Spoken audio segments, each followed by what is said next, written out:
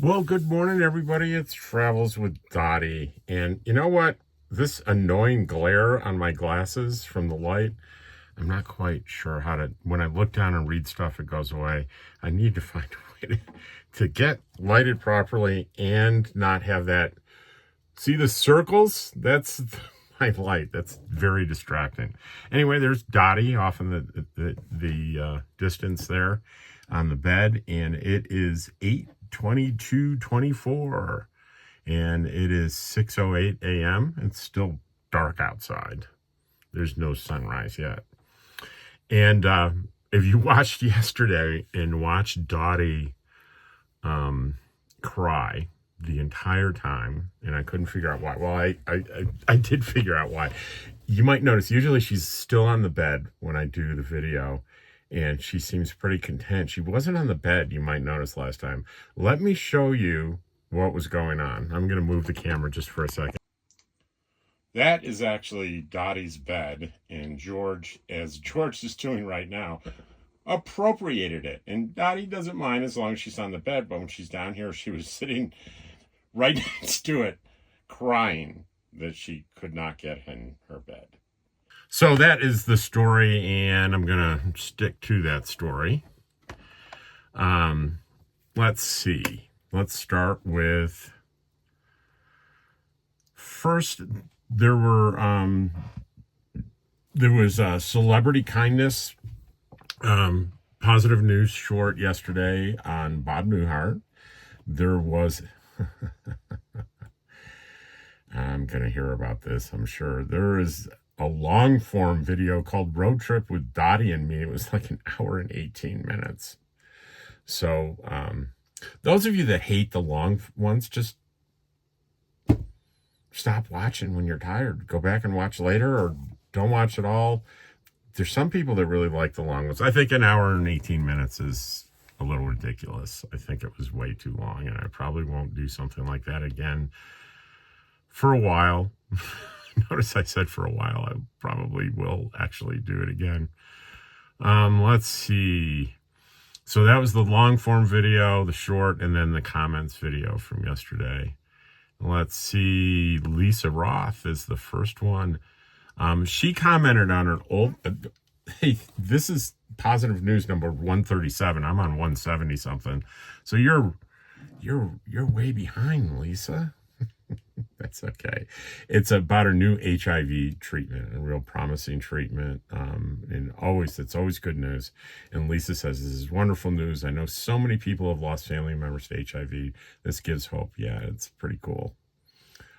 King for a Day says, Bob Newhart has come to be one of my favorite comedians. Loved his shows.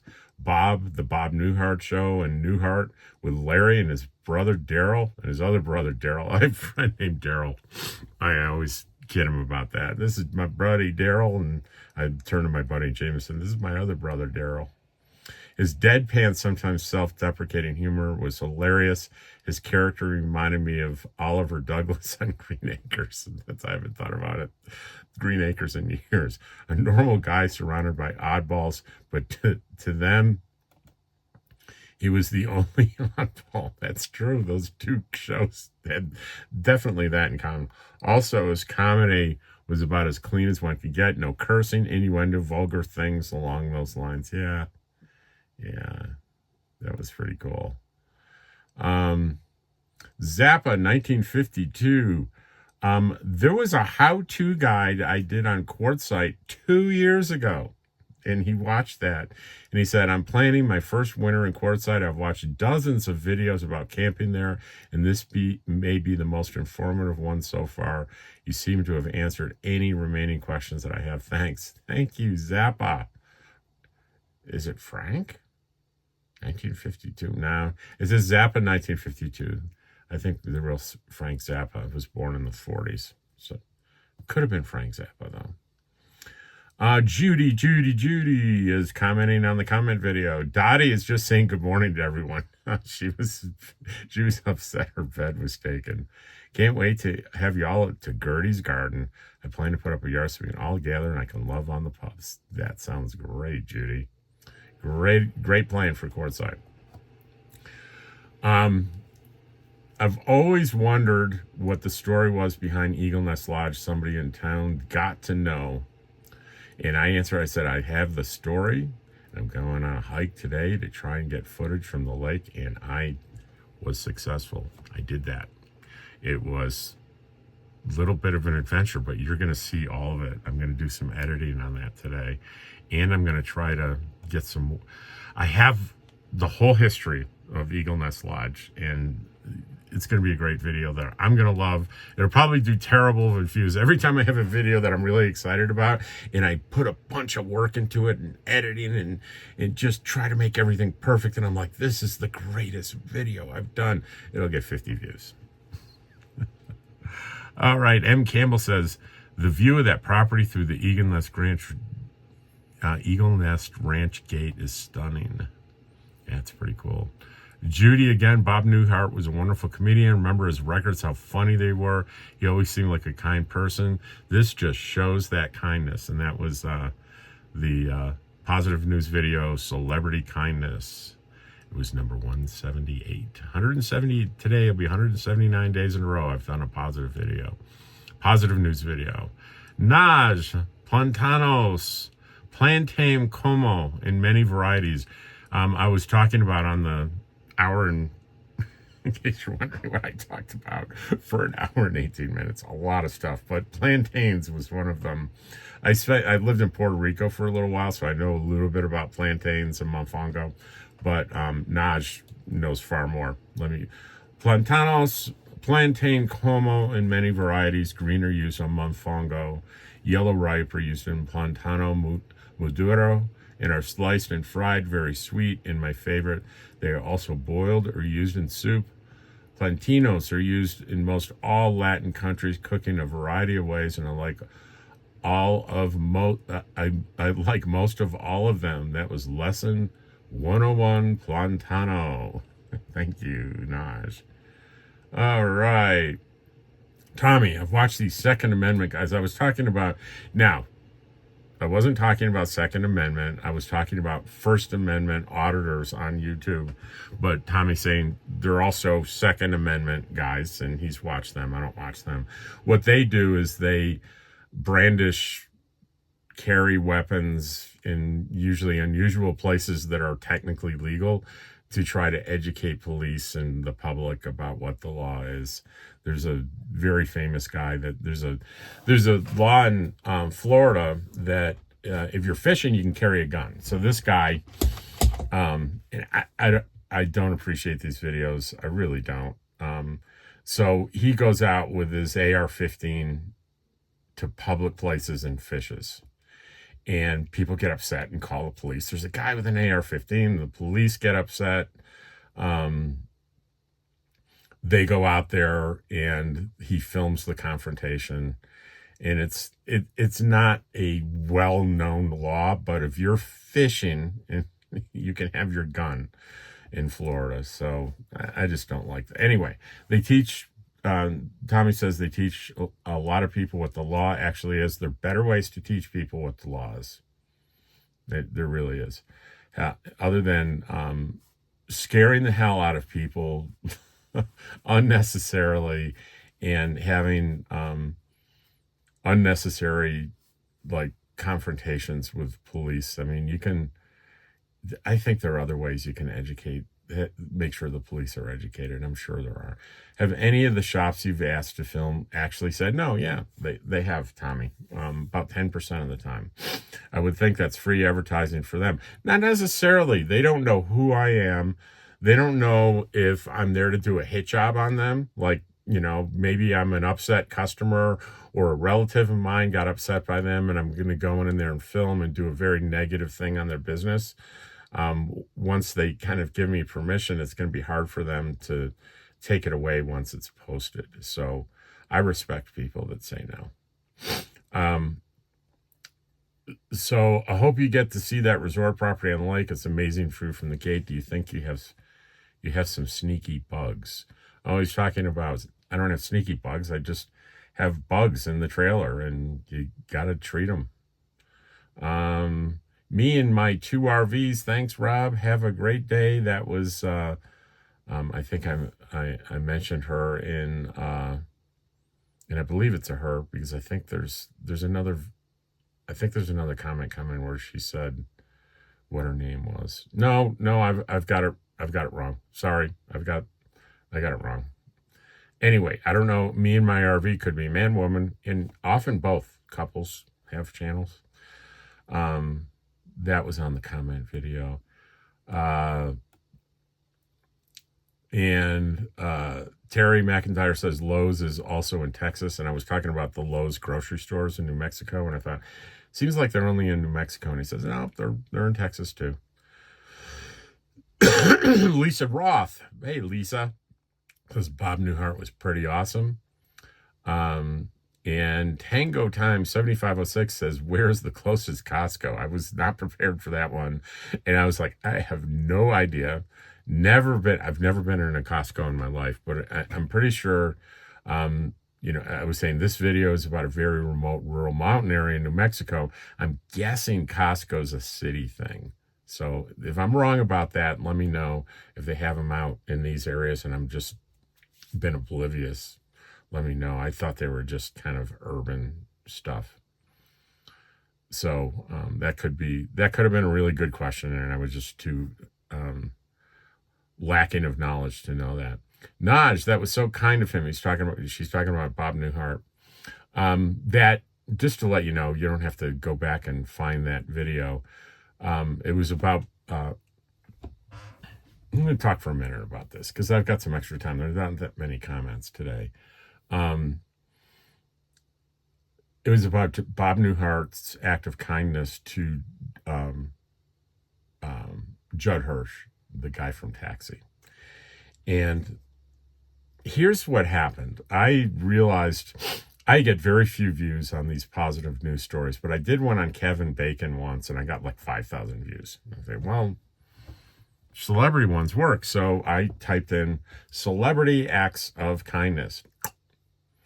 Brrr, tons of hits. It's like, this is great. And I started reading them. And here's what happened. I was having a hard time finding one that impressed me. Right? You could do the Keanu Reeves. He can, Keanu, just an extraordinary guy, but it's been done to death. So he's out. And I was getting celebrities that were being praised for doing things like donating $5,000 to a GoFundMe for a fan or something. And it was along those lines. It was a lot of money related things. And the amounts of the money were impressive for regular people like me. But when you consider these folks have millions and millions of dollars, like, a huge rock star worth $100 million giving $5,000 to somebody is like you or I giving $25 or $20. It really is. Yet they get international headlines when they do their thing. And just, I ran across this thing where these two actors were involved in a sitcom that I'd never heard of. It didn't last long. It was many years ago. And Judd was a new father. And it was super important for him because he lived pretty far away from where they were shooting. He had to jump on a plane every Friday to get back to his child. And he was really having a hard time doing it because the way, I guess, TV shows are shot, you run out of time at the end of the week, and the actors don't have a lot of control on that. And Bob Newhart found out about it and said, look, I'm going to make sure that this is wrapped up every week and you get on the plane.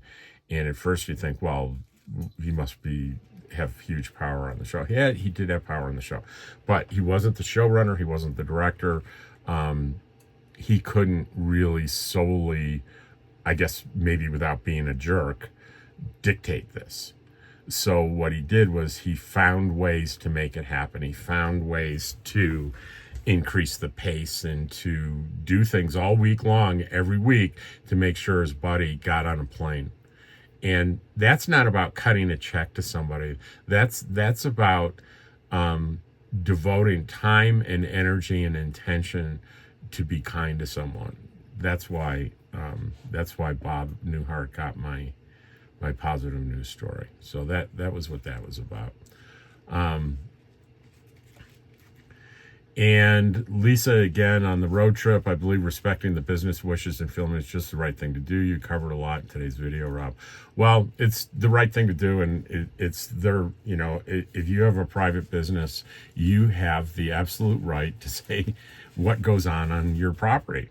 And if you don't want someone to be filming, the issue isn't going to be filming. The issue is going to be,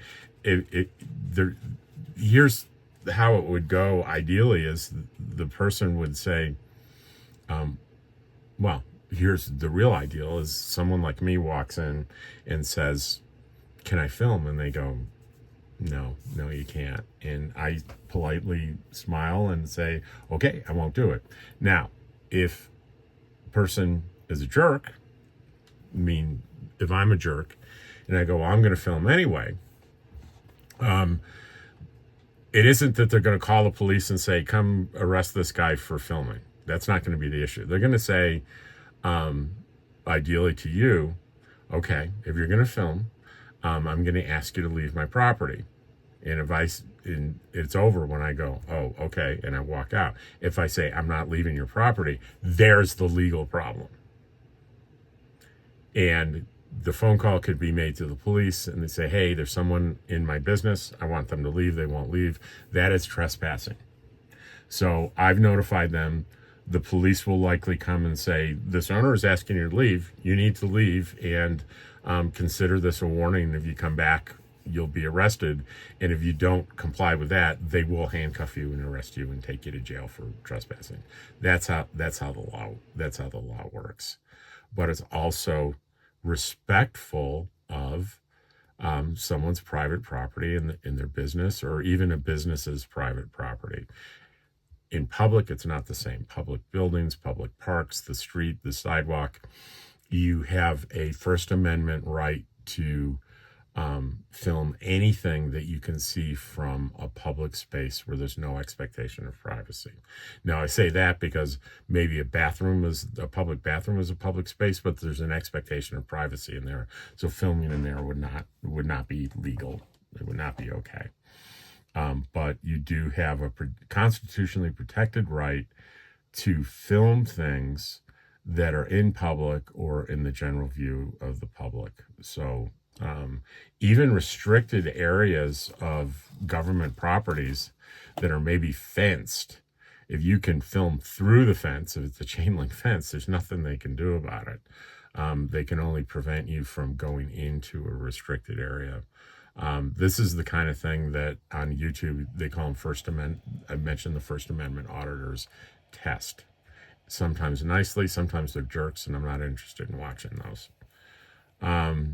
Let's see, is that it? I think that was the last one.